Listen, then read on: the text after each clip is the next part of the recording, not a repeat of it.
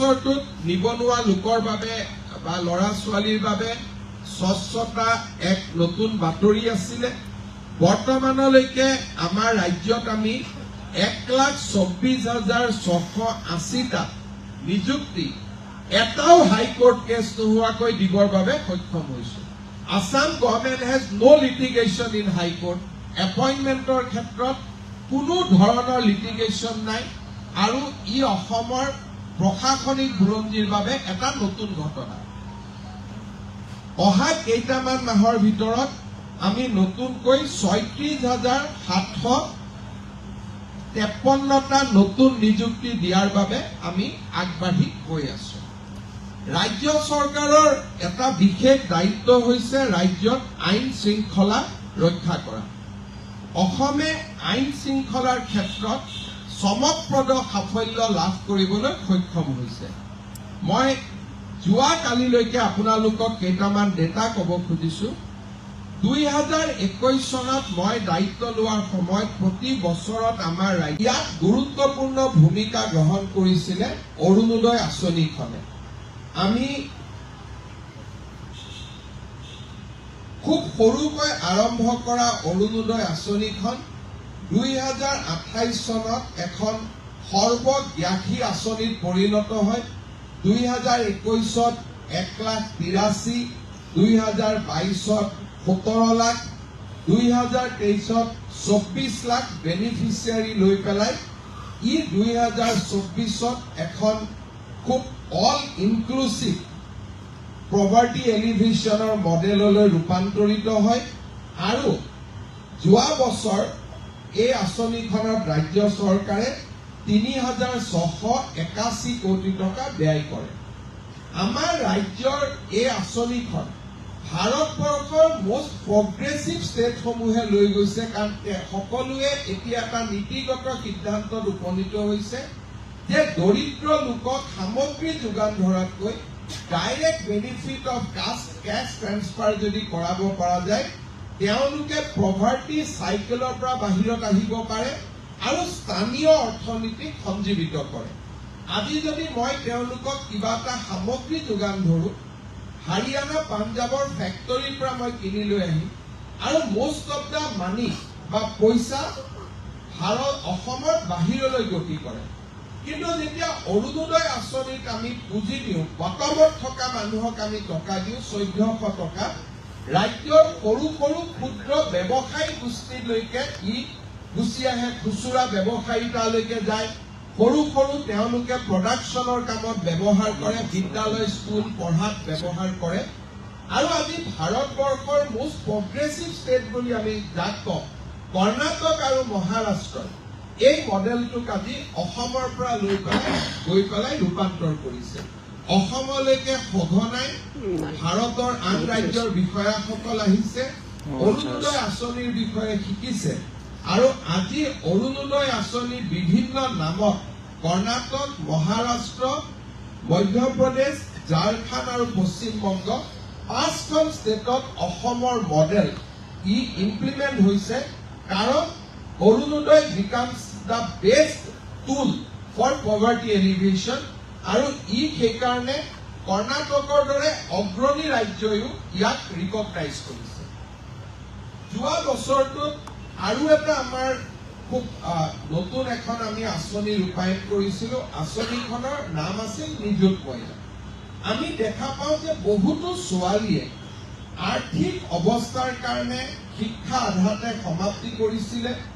আৰু চাইল্ড মেৰেজৰ ওপৰত যেতিয়া আমি আক্ৰমণ কৰিছিলো, তেতিয়া ৰাইজে কৈছিলে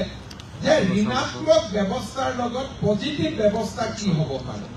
তেতিয়া আমি কৈছিলো যে আমি শিক্ষাক লজিকেল কনক্লুজনলৈকে লৈ যাম। আজি অসমৰ 1,60,000 ছোৱালীয়ে প্ৰত্যেক মাহত একাদশ শ্ৰেণীত পঢ়িলে 1,000 টকা, ডিগ্ৰীত পঢ়িলে 1,250 টকা, পোষ্ট গ্ৰেজুৱেটত পঢ়িলে 2,500 টকা স্কলাৰশ্বিপ লাভ কৰে। আৰু ই অসমৰ নাৰী শিক্ষাৰ ক্ষেত্ৰত ই এক বহুত ডাঙৰ পৰিৱৰ্তনৰ ফালে লৈ গৈছে। মই ভাবো যে drop out will B reduce আৰু অহা বছৰ যেতিয়া আমি দেখা পাম পৰিসংখ্যা শিক্ষা বিভাগে দিব পাৰিব যে drop out will be very very minimize আৰু অসমৰ এই আঁচনিখনৰ বিষয়ে এতিয়া ভাৰতৰ বিভিন্ন ৰাজ্যৰ চৰকাৰ আহিছে নিযুত মইনা আঁচনিখনৰ বিষয়ে জানিবৰ বাবে বুজিবৰ কাৰণে মই ভাবো যে নেক্সট ইয়াৰ ইণ্ডিয়াৰ এটলিষ্ট 10খন নতুন ৰাজ্যই এই আঁচনিখন ৰূপায়ণ কৰিব আৰু মুখ্যমন্ত্ৰী সন্মিলনতো মোক এই আঁচনিখনৰ বিষয়ে প্ৰেজেন্টেশ্যন দিবৰ বাবে কোৱা হৈছিল আৰু তাৰ পিছত অসমলৈ বহু কেইখন ৰাজ্য চৰকাৰৰ প্ৰতিনিধি আহিছে এই আঁচনিখনৰ বিষয়ে জানিবলৈ চৰকাৰী চাকৰিৰ লগতে মুখ্যমন্ত্ৰীৰ আত্মনিৰ্ভৰ অসম অভিযান 2 লাখ টকা আৰু 5 লাখ টকা যদি MBBS ইঞ্জিনিয়াৰিং পাছ কৰে 5 লাখ টকা আন ল'ৰা ছোৱালীক 2 লাখ টকা আমি 25,000 ল'ৰা ছোৱালীক 2 লাখ টকাকৈ দিছিলোঁ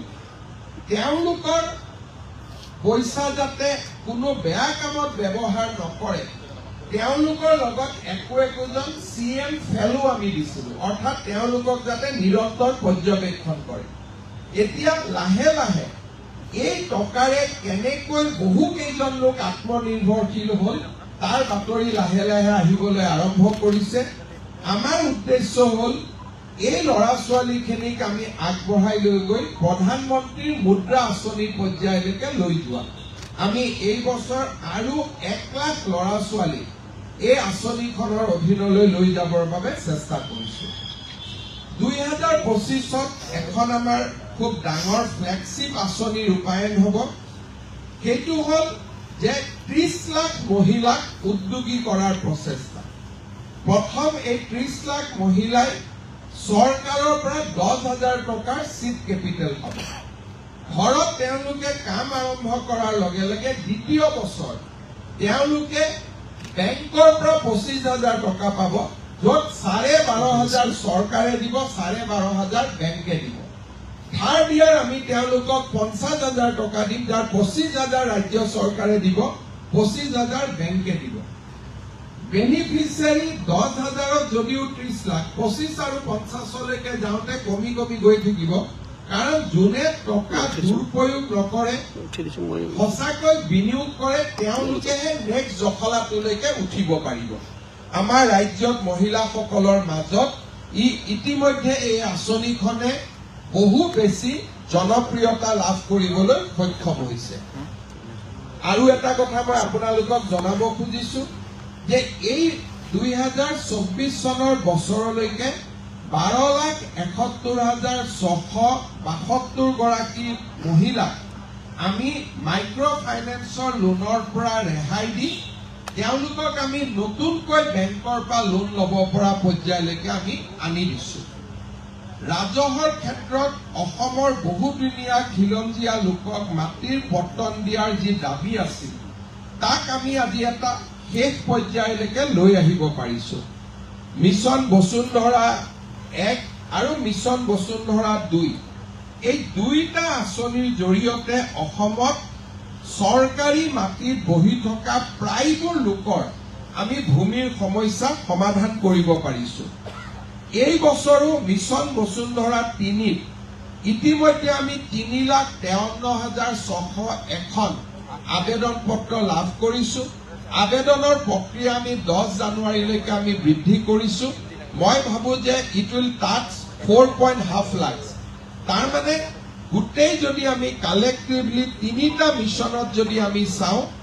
এই মিছনে 20 লাখ লোকক স্পৰ্শ কৰিবলৈ সক্ষম হ'ব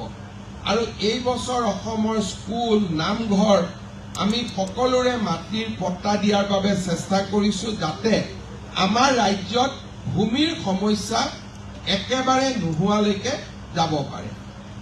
মই আৰু কেইটামান সৰু কথা আপোনালোকৰ বাবে মই আগবঢ়াব খুজিছো সেইটো হ'ল অসমৰ বিত্তীয় পৰিৱেশ বহু সময়ত আমাৰ অসমৰ বিত্তীয় পৰিৱেশ লৈ বিভিন্ন ধৰণে আলাপ আলোচনা হৈ থাকে মই আপোনালোকক জনাব খুজিছো যে 2020-21 চনত অসমৰ GSDP আছিল 3,40,000 টকা আৰু এই বছৰ অসমৰ GSDP 1,000 কোটি টকা আৰু 2024-25 চনৰ প্ৰিলিমিনাৰী এষ্টিমেট মতে